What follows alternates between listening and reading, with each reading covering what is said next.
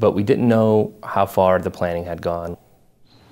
Whenever you talk to the FBI, okay, we treat people that are honest with us very well. If you lie to the FBI, that causes all kinds of problems. It escalates the problems higher and higher every time. At one point in your first encounter with Harris Ahmed, he's asked, "Are you a terrorist?" What was his reaction to that? He kind of laughed, and sat back, laughed a little bit, and said no. But you suspected he was a terrorist? We suspected that he had the mindset and the ability to commit acts that were dangerous to anybody, really. Allahu Akbar. Allahu Akbar. Allahu Akbar. We have a little problem with the videos that were taken, okay? This is where our brothers attacked the Pentagon. Let me make sure you understand. The video that was taken when you guys were in Washington, D.C. showed up on a terrorist computer. Yes. That's why now we got a little problem. We got a little problem now. Figure out how that happened. We got to figure out how that happened. Time and again you say to him, "You be straight with us, we'll be straight with you, tell us the truth, no lies." Does he do that? No, he doesn't. We asked over and over again, did you take this video? He said, no, I wasn't there, it wasn't me. Did you take any pictures? In fact, Harris Ahmed did do at least some of the filming. His voice is clearly audible, and at one point he points the camera at his friend and co-conspirator outside the US Congress. Do you think your son would be prepared to fight jihad here in America? No. How can you be sure? Because one of the reasons is that whatever he told the FBI in interviews, those were just momentary, childish action or thought process.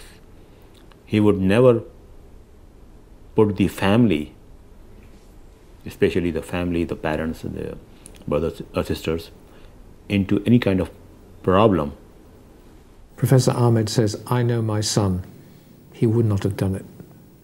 Would he have ever predicted his son would have done as much as he did? Would he have predicted he would have gone up and met with jihadists in Canada, gone to Washington and conducted surveillance, tried to get into a camp in Pakistan? I suspect probably not.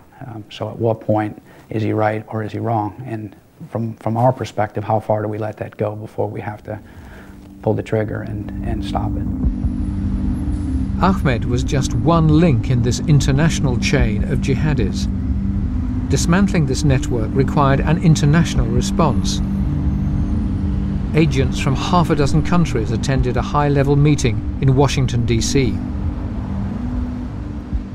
It really was an unprecedented meeting where we brought together 5 or 6 intelligence services from different countries to talk about everybody's equities in the case. So each individual country had some portion of that investigation. And the idea was to share that information so that we could collectively decide how we were going to disrupt this network. After this meeting, the dominoes began to fall. One by one, the players in the network were arrested. Why do you think we're talking to you, Harris? We're talking to you because Before his arrest, Harris Ahmed was given the opportunity to cooperate with the FBI. But in the course of 6 interviews conducted over 8 days, he denied any involvement.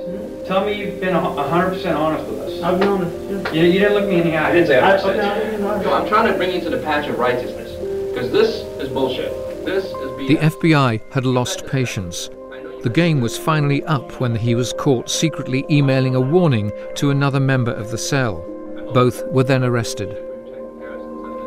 2 young men face federal charges in the war against terror, both of whom happen to be American citizens. Ahmed's father was returning from a visit to his family in Pakistan. He only found out what had happened after his plane landed. It was just like somebody took all the blood from my body, and I was just like that, without any life in me. The charge against Mr. Ahmed is serious, and it involves national security. We got into the car, and my daughter was driving, and I was sitting at the back, and my wife was sitting at the back. And then we both broke down, she started crying, and my daughters were crying, and I was crying. And he said, how and why this had to happen to our family? It was so bad.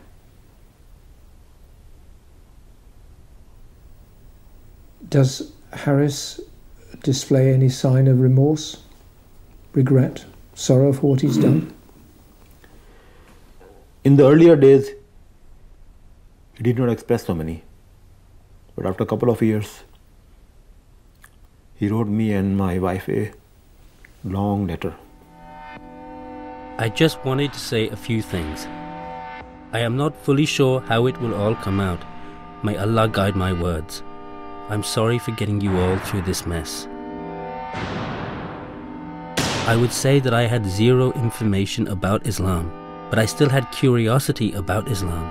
Thus I turned to the only source of knowledge about Islam available to me, that is the internet.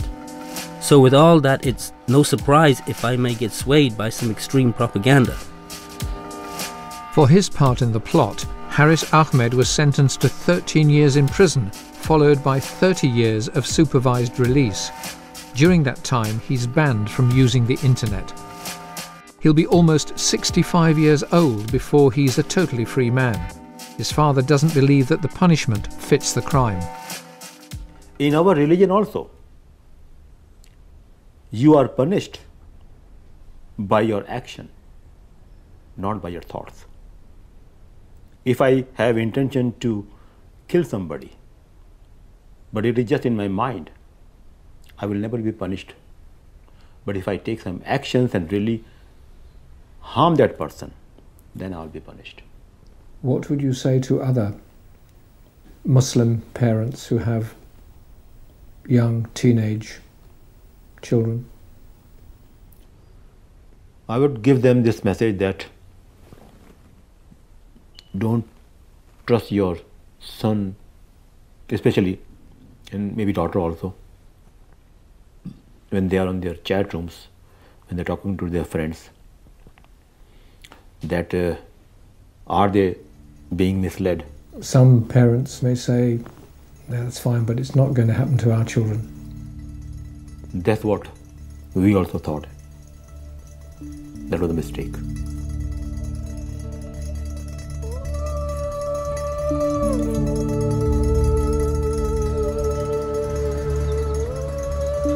This international network was inspired by an extremist website based here in Bradford. The pressing question is, what can we in the UK do to halt the spread of Generation Jihad? Next week I speak exclusively to a man who made his own journey to the heart of violent jihad. He came eyeball to eyeball with Al-Qaeda and survived a US drone strike. The government has a multi-million-pound strategy aimed at preventing the radicalisation of young Muslims. That is the big word, isn't it? Jihad. But are they doing enough to prevent others from following this path?